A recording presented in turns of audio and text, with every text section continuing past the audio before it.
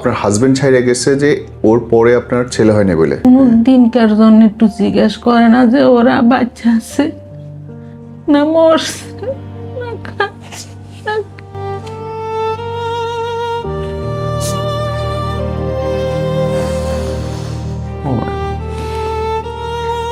এত অমানবিক একটা মানুষ কেমন করে হয়?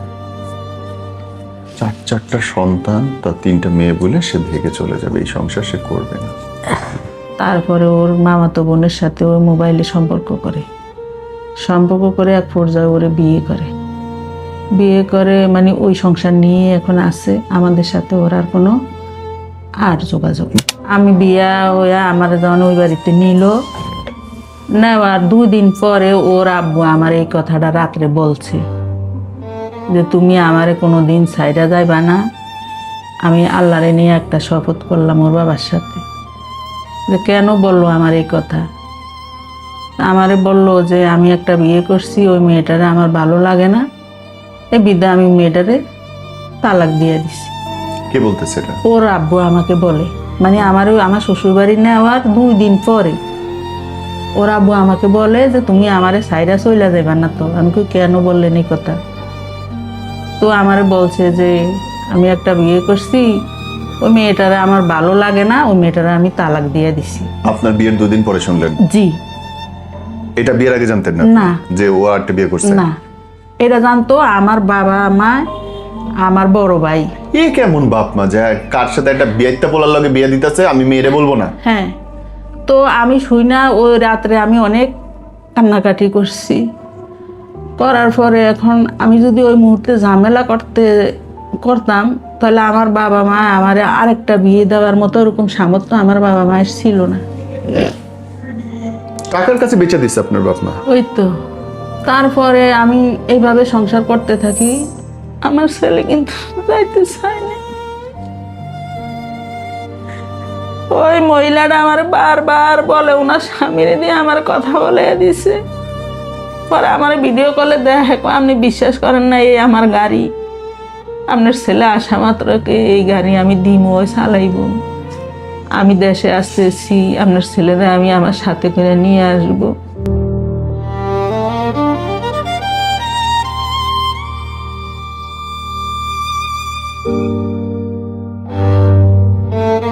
এটা আপনার প্রথম সন্তান? জি। এরপরে আপনার আরো 3টা বাচ্চা 3টা হয়েছে? মেয়ে।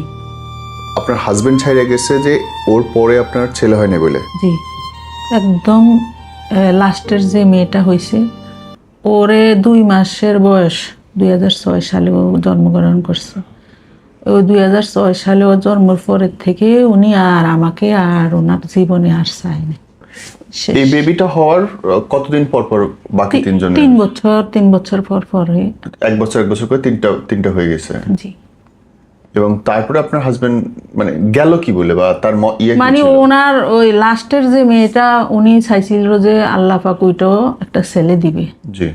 যখনই শুনছে যে ওইটাও মেয়ে, মানে আস্তে আস্তে উনি আমার থেকে আর কি টুক করে দূরে সরে গেল, একদমই সরে গেল। তারপরে মেয়েটা হওয়ার মনে করেন 2 মাসের যখন আমার মেয়েটার বয়স, তখন উনি সৌদি আরব চলে গেল। সৌদি আরব যায় 1 বছর আমাদের সাথে মোটামুটি যোগাযোগ ছিল। তারপরে ওর মামাতো বোনের সাথে ওর মোবাইলে সম্পর্ক করে এক পর্যায়ে ওরে বিয়ে করে মানে ওই সংসার নিয়ে এখন আছে। আমাদের সাথে ওর আর কোনো যোগাযোগ নেই। মামাতো বোনের বিয়ে করে? জি। একটা মানে সন্তান তো আল্লাহ পাকের দান, এবং এটাতে মানুষের কোনো হাত নাই। আমার কি দোষ? আল্লাহ পাকে তো দিছে আমার, আমি তো জোর করে আনি নাই। আর কি বলবো? 3টা মেয়ে, 4টা বাচ্চা রেখে, অসুস্থ বাচ্চা রেখে আপনার হাজবেন্ড কেমনে গেল? তার একবারও মনে হইলো না যে আমার বাচ্চাগুলো রেখে দেখবে? কোনো দিনকার জন্য একটু জিজ্ঞেস করে না যে ওরা বাচ্চা আছে না মরছে না খাচ্ছে না।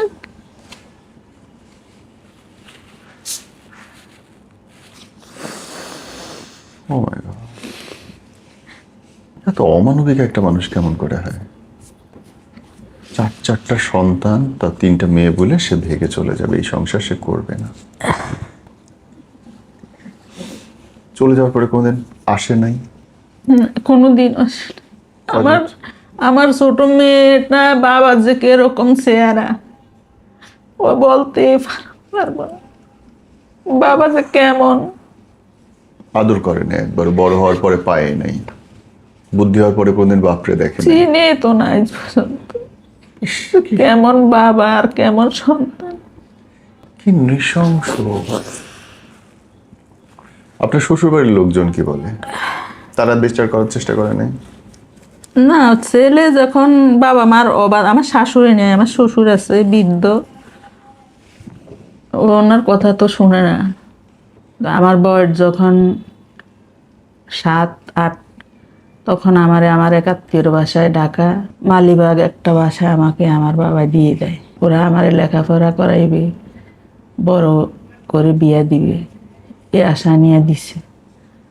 যখন আমার বয়স 13-14 হইল, ওরা আমাকে ওইভাবে আর পড়ালেখাও করাই নাই, মানে ওইভাবে দেখে নাই। এই বিধায় আমার বাবা আমার নিয়ে গেছে দেশের বাড়িতে, নিয়ে আমার এই বিয়ে দিল ওর বাবার কাছে। ওর বাবা আমার বিয়ের আগেও মনে করেন একটা বিয়ে ছিল ওর বাবা, কিন্তু এটা আমি জানতাম না, আমার ফ্যামিলি জানতো, আমারে শোনায় নাই। আমি বিয়া হইয়া আমার যখন ওই বাড়িতে নিল, নেওয়ার 2 দিন পরে ওর আব্বু আমার এই কথাটা রাত্রে বলছে যে তুমি আমারে কোনো দিন সাইডা যাইবা না। আমি আল্লাহরে নিয়ে একটা শপথ করলাম ওর বাবার সাথে, যে কেন বললো আমার এই কথা। আমারে বলল যে আমি একটা বিয়ে করছি, ওই মেয়েটারে আমার ভালো লাগে না, এই বিদ্যা আমি মেয়েটারে তালাক দিয়ে দিছি। কে বলতেছে এটা? ওর আব্বু আমাকে বলে, মানে আমার শ্বশুরবাড়ি নেওয়ার 2 দিন পরে ওর আব্বু আমাকে বলে যে তুমি আমারে সাইডা চইলা যাইবা না তো। আমি কই কেন বললেন এই কথা? তো আমারে বলছে যে আমি একটা বিয়ে করছি, ওই মেয়েটারে আমার ভালো লাগে না, ওই মেয়েটারে আমি তালাক দিয়ে দিছি। আপনার বিয়ের 2 দিন পরে শুনলেন? জি। এটা বিয়ের আগে জানতেন না না। যে ও আরেকটা বিয়ে করছে? না, এটা জানতো আমার বাবা মা, আমার বড় ভাই। এ কেমন বাপ মা যে কার সাথে একটা বিয়েতে পোলার লগে বিয়ে দিতেছে, আমি মেয়েরে বলবো না? হ্যাঁ, তো আমি শুই না, ওই রাত্রে আমি অনেক কান্নাকাটি করছি। করার পরে এখন আমি যদি ওই মুহূর্তে ঝামেলা করতাম, তাহলে আমার বাবা মা আমার আরেকটা বিয়ে দেওয়ার মতো ওরকম সামর্থ্য আমার বাবা মায়ের ছিল না। কাকার কাছে বেচে দিচ্ছে আপনার বাপ মা? ওই তো। তারপরে আমি এইভাবে সংসার করতে থাকি, মাইনা নিলাম, আর কি কিছু করার নাই আমার, আমি মাইনা নিলাম, করতে আসছি। যাই হোক, আল্লাহ পাক আমার এই ছেলেটা দিল, ছেলের পরে আর একটা মেয়ে দিল। আমার 2টা বাচ্চা হওয়ার পরে আমার শ্বশুর শাশুড়ি আমারে আলাদা করে দিল। আলাদা করে দেওয়ার পরে ওর আব্বু কী করবো, ওই সময় চট্টগ্রাম যায় ওই যে রাজের কন্ট্রাক্টারি কাজ নিল করে ওখানে, পরে আমাগরে আবার ওই চট্টগ্রাম নিয়ে গেল, মানে আমার এই 2টা বাচ্চা সহকারে আমারেও চট্টগ্রাম নিয়ে গেল। নেওয়ার পরে থাকতেছি, পরে আমার মেজো মেয়েটা আবার আমার গর্ভে আসলো। আসার পরে আমি অসুস্থ, আমাকে আবার দেশে পাঠিয়ে দিল, মানে গ্রামের বাড়িতে পাঠিয়ে দিচ্ছে। দেওয়ার পরে আমার ওই মেয়েটাও দুনিয়াতে আসলো। মানে মেয়ে হইলে ওনার মানে অনেক মন খারাপ, মানে উনি ভালো বিষয়টা ভালোভাবে নেয় না, ভালো চোখে দেখে না। তো আল্লাহ পাক দিতেছে আমারে, আমি তো আর ইচ্ছা করিয়া আনতেছি না, এখন আমি কি করব। যাই হোক, রইল কিছুদিন। আমি দেশে থাকার পরে আমার আবারও চট্টগ্রাম নিয়ে গেল। ওনার একটাই কথা যে ওনার আর একটা ছেলে লাগবে, মানে একটাই ওনার কথা যে আর একটা ছেলে ওনার লাগবে। আমি বলছি যে না, আমার 2টা মেয়ে একটা ছেলে, আলহামদুলিল্লাহ, আমার আর দরকার নেই। না, উনি এখন আমার ছেলেটা আমার পাশে, আমি আর কি বলতে পারি, মানে ওনার একটাই কথা যে আমার আর একটা ছেলে লাগবে। এই পরে আমার ওই মেজো মেয়েটার বয়স যখন 5 বছর, উনি আবারও আমার লগে ঝামেলা করতেছে যে আমার আর একটা ছেলের দরকার। পরে আমি আবারও কনসেপ্ট করলাম, কনসেপ্ট করার পরে আমার ওই ছোটো মেয়েটা হইল। হওয়াতে মনে ওনার তো একদম আমার প্রতি ফুরাডায় ওনার 2 দিকে গেল, ওনার মন আমার থেকে চলে গেল আর কি। যাই হোক, আমি তো পেটে নিছি, আমি তো ওদেরকে ফালাই দিতে আমি পারব না, উনি ফালাই দিয়ে চলে গেছে, কিন্তু আমি তো পারতেছি না, আমি মা। একদিকে আমার এই ছেলেটা অনেক অসুস্থ, ওরও আমি ফালাইতে পারতেছি। যাই হোক, উনি বিদেশ গেল।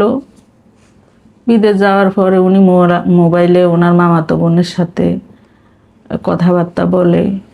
আমার পাশের বাড়ির লোকের আয়সা বলে যে আপনার স্বামী তো ওনার মামাতো বোনের সাথে ফোনে কথা বলে, টাকা পাঠায় ওখানে, মানে আমাদের সাথে কোনো যোগাযোগ করে না, ওদের সাথে করে। এ কথা যখন আমি আমার শ্বশুরের কাছে বলি, আমার দেওরের কাছে বলি, ওরা বাইরের বিচার শাসন করা থুইয়া ওরা আরও উল্টা আমারে বিভিন্ন রকমের কথা শোনায়। এই মিশা কথা বলি, এ কথার কোনো প্রমাণ কি, এই মানে নানান ধরনের আমার কথাবার্তা বলে। এক পর্যায়ে আমি বাড়ি থেকে আমার বাচ্চা করে নিয়ে আমি চলে আসি। আমি একটা ভাড়া ঘর নিয়ে আমি চলে আসি। আইসা আমি ওখানে থাকতেছি কি করব, তখন আমি একটা মেশিন কিনলাম। মেশিন কিনে আমি কিছু কাপড় 3 পিস কিনা আমি বাসায় বৈশা মানে ওই কাজটা আমি করি, ওপরে নিয়ে আমি থাকতেছি। থাকার পরে ওরা স্কুলে পড়ালেখা করে, আমার মেয়েরাও করে, ও করে। আমি ওই কাজটা দিয়ে আমি মোটামুটি কোনো মতে আমি চলি। এক পর্যায়ে আমি ভাড়া ঘরে আসার পরে 2010 সালে আমার বড় মেয়েটার বিয়ে হয়ে গেল। ওই যেখানে ভাড়া আইছি ওই জায়গায় আমার বড় মেয়েটার বিয়ে দিয়ে দিলাম, অল্প বয়সে, ওর বয়স 14। দেওয়ার পর ওই জামাইরও বাপ মা নাই, আমার লগে একসাথে থাকে খায়। তারপরে 2012 সালে আমার ওই জামাইটা উমান চলে গেল। মেয়েটা আমার কাছে রাইখা মানে জামাই উমান চলে গেল। যাই হোক, জামাইও কিছু খরচাপাতি দেয়, আমিও মোটামুটি যে মেশিনে কাজ টাজ করি, এইভাবে আমার সংসারটা চলতেছে। চলতে এক পর্যায়ে আমার 2014 সালে আমার মেজু মেয়েটারও আমি বিয়ে দিয়ে দিলাম। যাই হোক, কষ্ট কইরা দিছি, হাওলাত লইছি, রেন্ট করছি, এইভাবে আমি মেজু মেয়েটারও আমি বিয়ে দিলাম। যেহেতু বাবায় ফালাইয়া রেখে গেছে, আমি মায় একটা তো করে হেফাজত করতে হইবে, আমি তো আর ফালাইয়া দিয়া কোনো দিকে আমি যাইতে পারবো না। আমি ওদেরকে ফালাইয়া আমি আমার সুখ যদি আমি বাচ্চা নিতাম, আমি অনেক সুখে আমি থাকতে পারতাম। তো আমি আমার সুখ চাইনি, আমি আমার সন্তানের সুখ আমি চাইছি, যে আমার সন্তান কীভাবে ভালো থাকবো। যাই হোক, মেজো মেয়ে বিয়ে দেওয়ার পরে আমি ঋণে জর্জরিত হয়ে আমি যেই মেশিনে কাজ করি ওই টাকা দিয়ে আমার এই মেকআপ হইতে আসে না। তারপরে আমি চট্টগ্রাম চলে গেলাম গার্মেন্টসে, ওই বড় মেয়ের কাছে ওগরে রাইখা আমি চট্টগ্রাম গার্মেন্টসে ঢুকলাম। ঢোকার পরে আমি গার্মেন্টসে চাকরি করি অবস্থায় 2019 সালের শেষ দিয়া করোনা যে সময় শুরু হইলো, করোনা শুরু হয়ে আমার চাকরিটা চলে গেল। যাই হোক, আমি বাড়িতে চলে আইলাম। আসার পরে আমার বড় জামাই বলতেছে, আম্মা আমার কাছে কিছু টাকা আছে, তাহলে কোনো দিকে একটু জমি কিনেন, কিনে একটু মানে আমরা থাকার মতো একটু জায়গার ব্যবস্থা কইরা লন, বাড়ার থাকুন লাগবো না। তখন আমি একটু জায়গা 8 শতক, মানে আমাদের দেশের 1 করা, 8 শতাংশ 1 করা, ওই 1 করা জায়গা কিনা একটু টিন শেডের মতো কইরা মানে 2টা রুম করলাম, কইরা আমি ওইখানে থাকতেছি। তখন ওই যে মেশিনের কাজটা আমি আবার শুরু করছি দেশে আয়া। আমার কাছে বিভিন্ন আশেপাশের মহিলারা আসে, মানে কাজ করায়, 3 পিস বানায়, আমার কাছ থেকে কিনা নেয়। তো এক পর্যায়ে একটা মহিলা আমারে বলে যে আপনার স্বামী কিভাবে গেল। তো ওনার কাছে আমি আমার দুঃখের কথাটা শেয়ার বললাম। তা আপনার ছেলে কি করে? আমার ছেলে ওই সময় ডিএসএসে ড্রাইভিং করে, ও মিরপুর 12 নাম্বার ডিএসএসে। তো পরে বলে যে আমার স্বামী তো সৌদি আরব থাকে, তো ওনার তো ভালো ভালো ভিসা দেয়, লোক নেয় বিদেশ, তাহলে আপনার ছেলেটারে যদি পাঠাইতেন তাইলে তো আপনার সংসারটা আরো ভালো। আপনার ছেলের অসুখ ধরে বললো কবে? এই বিদেশ যায়। বিদেশ যায়? জি। কত বছর বিদেশ করছেন? 2.5 বছর। 2.5 বছর। 23 সালে যায়, 24 সাল মাঝে, 25 সালের। এখন তাহলে সংসার চলতেছে কেমন আপনার? এখন এই যে বলতেছি, বলেন। পরে ওই মহিলাটা আমার এইভাবে বলা, বিদেশে আসলে মানে এখনকার অবস্থা বলেন। এখনকার অবস্থা আমি আর আমার ছেলে তো ফালাইয়া বেড়াই। কেন? এই যে ছেলেরে বিদেশ পাঠাইছি, ঋণ করে যেগুলো, কত টাকা ঋণ? আছে সব মোট মিলিয়ে মনে হয় 10 থেকে 12 লাখ টাকা। ওরে পাঠাইতে তো 12 লাখ টাকা লাগার কথা। ওই যে বলতেছি তো। বলেন। তারপরে ওই মহিলাটার কথায় আমি, ও তো ড্রাইভিং করতো, ও বাড়ি কোনো কাজ করতে পারে না, ওই ছোটবেলার থেকে অসুস্থ। হ্যাঁ। তো মহিলার স্বামী বলছে যে ওর নিজের গাড়ি, মানে মহিলার স্বামীর ওই দেশে নিজের গাড়ি, আমার ছেলে গেলে ওরে একটা লাইসেন্স করে দিবে আর ও গাড়ি চালাইবে। এই কয়া ওরা আমি একদিন কই, বাবা এমন এমন একজনে কয় তোমার ড্রাইভিং ভিসা দিয়ে সৌদি আরব নিব, 70-80 হাজার টাকা বেতন। ও আমারে কইলো, মা দালালের ফান্দে পড়েন না, দালালেরা এইসব কথা কয়া নিয়ে পরে অন্য কাজ দিব। আমার ছেলে কিন্তু যাইতে চায় না। ওই মহিলাটা আমার বারবার বলে, ওনার স্বামীর দিয়ে আমার কথা বলে দিছে। পরে আমার ভিডিও কলে দেখে, আপনি বিশ্বাস করেন না, এই আমার গাড়ি, আপনার ছেলে আসা মাত্রকে এই গাড়ি আমি দিমো, ওই চালাইব, আমি দেশে আসতেছি, আপনার ছেলেরা আমি আমার সাথে করে নিয়ে আসব। ওরা আমি আবারও কই, বাবা মানুষ সব খারাপ না, উনি আমার পাশের মানুষ, তোর যে বাপ নাই উনি জানে আমার যে কি অবস্থা, তাও জানে, যা পারলে ভালো তো করতে পারে। ও আমার নাই বলছে যে না মা আমি যাবো না, এত টাকা ঋণ করে যে যদি ভালো কিছু করতে না পারি, এই ঋণ দেওয়ার মতো আমাকে সামর্থ্য নাই।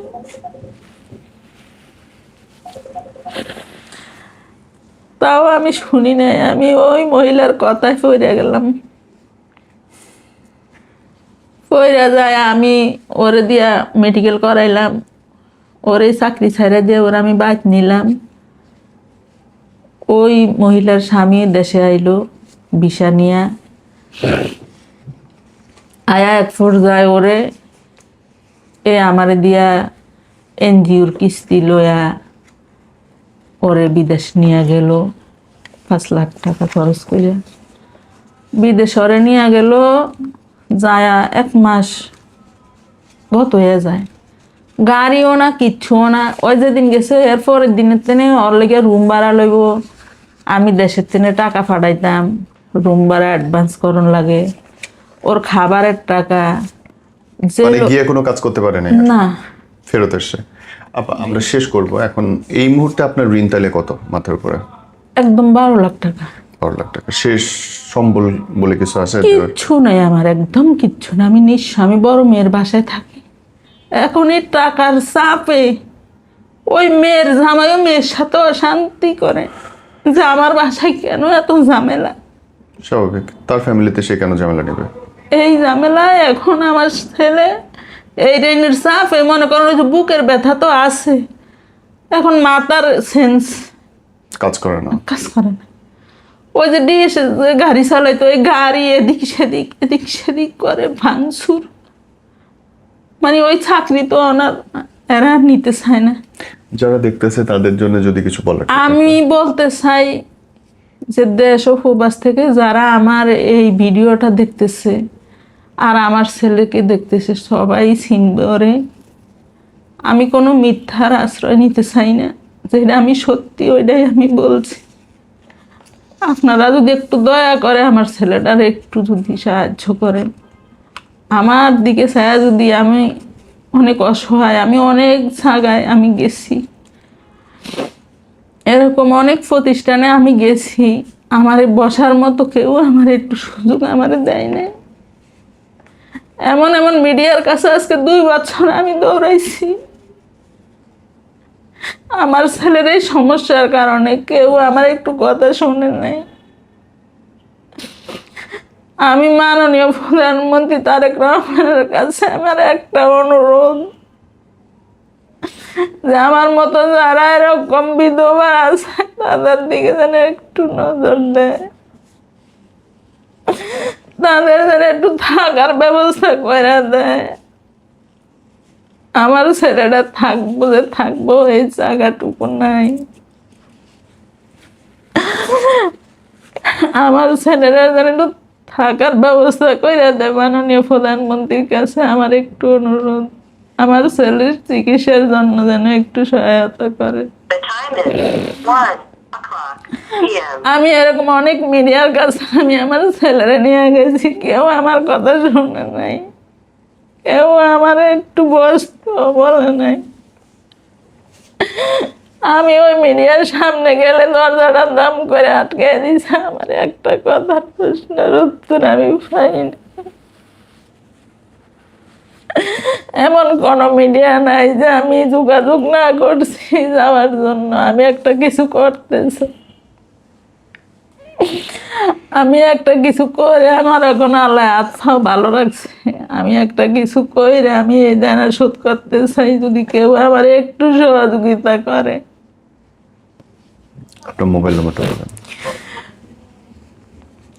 আমার ফোন নাম্বার 01753523201। আবার যদি 01753523201, যদি কারো একটু দয়া লাগে এই নাম্বারে আমার বিকাশ আছে, নগদ আছে, একটু সাহায্য করেন আমার ছেলেদের চিকিৎসার জন্য। ও যেন ভালো একটা কিছু করে মানুষের এই টাকাগুলি শোধ করতে পারে।